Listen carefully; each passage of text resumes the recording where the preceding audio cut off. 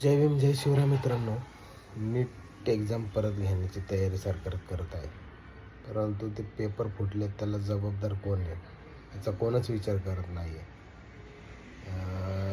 एकतर विद्यार्थ्यांनी वर्षभर किंवा 2 वर्ष एवढं प्रिपरेशन करून नंतर एक्झाम द्यायची आणि त्याच्यानंतर कोणातरी चुकीमुळे हे परत घटना घडणार, त्याला जबाबदार कोण आहे? साधं एक विचार करा, एखादं काम परत करायचं म्हणलं तर आपल्या जीवावर येतं आणि या पोराने 2-2, 3-3 वर्ष अभ्यास केला आहे आणि त्यांना तुम्ही एक्झाम परत द्यायला लावताय. निषेध आहे तुमचा.